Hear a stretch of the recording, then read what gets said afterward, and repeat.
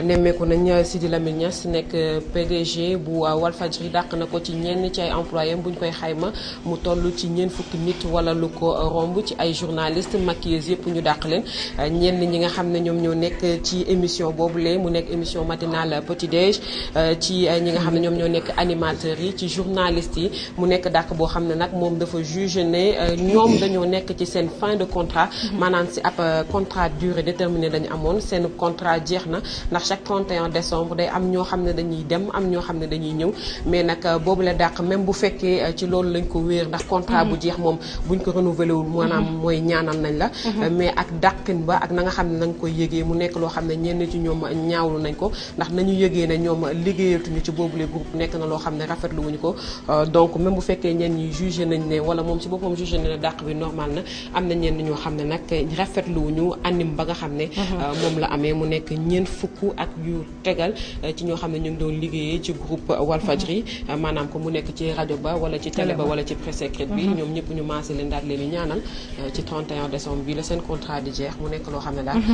nouvelle bu diis la boo xam ne recevoir nañ ko démb tey bëri na ay commentaires là-dessus bëri na ay commentaires ndax ku xam ne groupe Walfadjri xam ne groupe bu mag la donc bëri na kàngam yoo xamante ne fa lañ jógee ku ci mel ne xam naa plateau bi man rek ma fa jógewul kii waaye ñëpp ay produits yu Walf lañ donc mu nekk loo xamante ne nekk na lu diis Pape Cheikh ma bàyyi la nga wax ni lan moo ci sa xalaat. waaw mooy li nga njëkk a wax rek nekk na lu diis Walf moom dafa bokk ci patrimoine bu Sénégal d'abord c'est triste pour groupe bi c'est triste tamit pour ñi nga xamante ni ñoom la seen contrat jeexee ci yooyu la anam loo ci mënti dégg bon Sidi Lamine moom nekk na koo xamante ni suñu kilifa la loolu du dañ ak lu ñu mënti nekk ci àdduna suñu kilifa lay wéy di doon mais bu ñu xoolee fait yi quand même lu regrettable la mënoon na gën a rafet mënoon na demee neneen nit bu ngeen séqee yenn yi bu ngeen dee tàggatoo mun nga ko defee ci yenn anam yi lu regrettable la loolu dafay dépasser Walfadjri dafa war a tax ñu xool bu baax a baax liggéey diggante employeurs yi ak employés yi naka la ñuy fexee ba nga xamante ni dina gën a nekk lu mucc ayib parce que ñun ñoo woote ne état de droit lañ nekk ñun ñoo woote ne ay nit yu civilisé lañ kon néew doole di fi tekki tooñ loolu war nañ ko mën a xoolaat bon am na yoo xamante ni mën na légal mais dafay doon loo xamante ni lu doy waar la te tamit di fàttaliku nit par exemple man démb bi ma jotee information jaaxaloon na ma te j'ai regardé sur quelques sites intervention Bara ak Thiamas mais c'était pathétique et yooyu am na lu ko gën rafetul ci kër ga baaxul ci crédibilité kër ga ak ci ëllëgam c'est regrettable daal c'est regrettable Elhadj waaw mais xam nga par exemple dañuy mal placé dañuy mal placé pour wax ci kër goo nga xamante ni da nga fa jógee te kër goo nga xamante ni aussi tamit comme ni ko ajaratu waxee bu la defarul itam am na lu bari loo xamante ni def na ko ci yow ba tey bu la nit ñi nawee ba tey boo amee crédibilité ba tey lu bari ci professionnalisme boo ko amee ak expérience bi kër googu moo tax kon kër la bu ñuy nawloo dëgg la boo nga xamante ni ci suñu jikko ñun ci wàllu liggéey bi lu bari walla mën naa ne lépp sax moom la comme li Pape Cheikh wax suñu kilifa la ala kulli haal suñu kilifa lay mës a doon mais dafa am loo nga xamante ni xewit la ci Walfadjri xewit la. xewit mooy lan. c'est-à-dire chaque année day am ay nit ñoo xamante ni dañuy dem nañuy demee moo xam dañuy démissionner dem moo xam seen contrat day jeex ñu bañ ko renouveler moo xam mais chaque année dina am ay nit ñoo xamante ni dañuy dem. bon peut-être ñun en 2011 moo gën na tuuti y avait que 3 personnes yoo xamante ni ñoom ñoo dem je pense bien te dañu démissionné bon am na beneen année boo xamante ne ñeneen tamit dañuy démissionné dem am na ñeneen ñoo xam ne dañ leen di débauché ainsi de suite mais man li ma gëm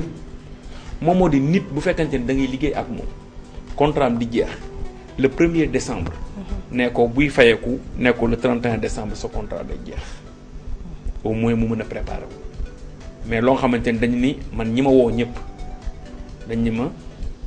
fam ku leen woo rek wax leen ni leen seen contrat jeex na donc mais imaginez ajaratu dimbali ko jaratu. waaw di situation bi nag xam nga démb bi ñuy journal ci Zik FM. ci laa ko gis ci net bi fekk amoon naa ci ay écho le matin mais j'y croyais pas ñoo ngi journal Mac DOS mais à la fin day dem ba bi élément bi jeexee bi DOS di jël di def. ni mu introduire sax ba duggul ça veut dire on était tout ça veut dire ñu ku nekk da nga xam nga kër bu la ku mel ni Walf man damay am problème tout le temps di wax ci Walf ndax man Walf moom sama xol la Walf sama lépp la sama xol la. Walf waaw kay xol bi sama xol mooy Walf. de su ma gisee nga dégg ñu ne un groupe qui va droit vers la faillite ça me fait très mal. ça me fait très mal. ma am ay nit ñoo xamante ni fa nga nekkoon du jour au lendemain ñoo leen seen contrat jeex na doxalin bi aussi waroon na gën a rafet ça veut dire mënoon nañu leen ko teel a wax mais ça me fait mal aussi d'un autre côté parce que je sais que aussi Sidi Lamine ku ko xam. mais nga xam Sidi il est dans des difficultés. voilà ku ko xam c'est-à-dire en fait. ku xam Sidi Lamine nga xam ne Sidi Lamine lii gënalu ko ça veut dire il est obligé parce que. dund naa fa yàgg nañ fa ne serait-ce que par fierté du ko neex nga dem ba nga xam ne parce que da ngay toog ay arriérés de salaire ay nangam ak nangam boo demee ça veut dire il a essayé de tenir mais des fois da ngay tenir ba à la fin dootoo ko mënati.